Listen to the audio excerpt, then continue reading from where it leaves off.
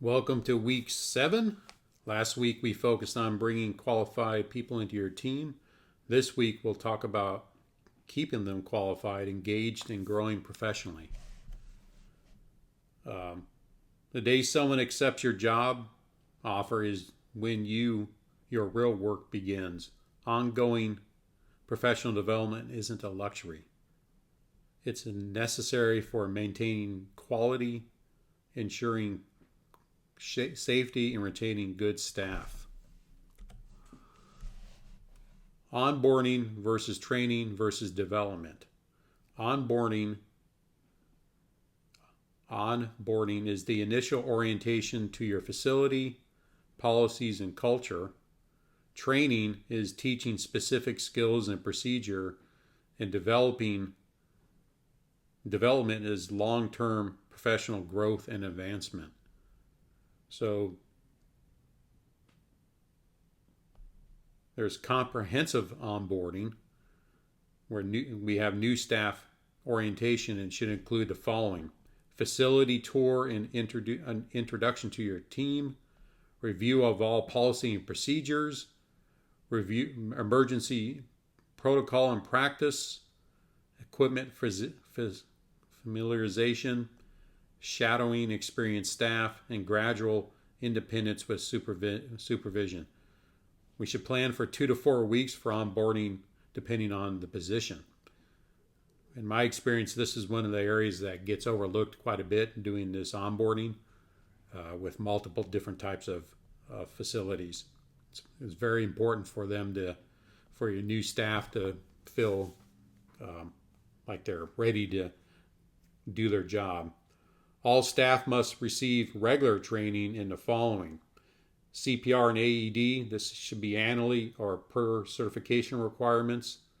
Emergency response protocols, that's the emergency action plan, you should do this quarterly. Equipment safety and operation, make sure that everybody, especially if we get new equipment in, you want to make sure that you provide training with that. Customer service standards, if those change. Risk management procedures, and new equipment and program rollouts. And depending on what certification your staff has, they will require continuing education. That's what CEU stands for. So with ACSM, there's a 3-year requirement, and for the certified personal trainer and exercise instructor, they need to earn 45 continuing ed units.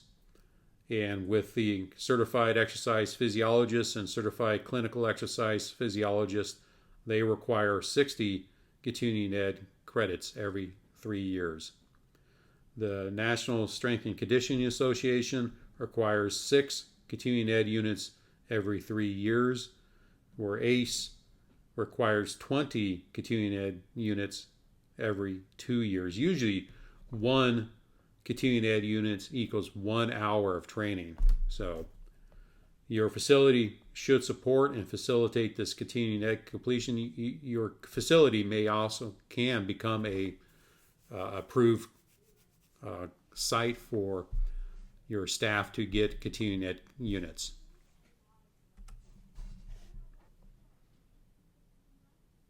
Oops, I forgot to say something else. Let me back up. Ways to support staff development here is to give them paid time off for attending conferences, continuing ed reimbursement program. So you should part of their compensation should be reimbursed for their continuing education. You may also offer in-house educational sessions. They need to be able to also have access to online continuing ed resources and be paid while they're doing those things. Maybe there's study groups or advanced certification, and tuition assistance for degrees. So maybe when they start off, they don't have the bachelor's degree, but you think that's important and you want to see development in a particular staff member. We also have performance. We want to have regular performance reviews, and they serve multiple purposes. They identify training needs for your staff. We recognize strong performance. We address concerns early. We document performance patterns. We guide promotion and ensure accountability. Conduct formal reviews at least annually with ongoing informal feedback.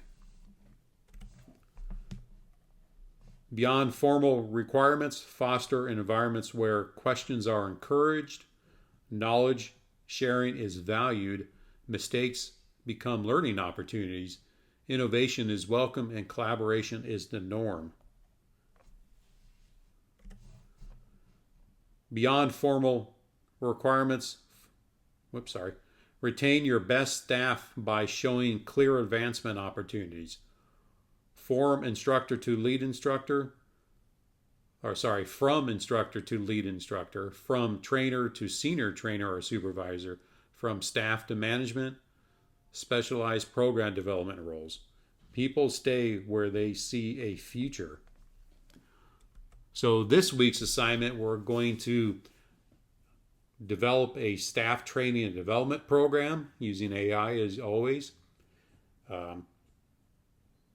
Think about both the immediate training needs and long-term professional development needs. This should be practical and you should be able to apply it quickly. Invest in your people and they'll invest in your facility. And then you're going to read chapter 6 of Courage and Calling, and we'll have a reflection on that. As always, if you have questions about the assignment, please ask.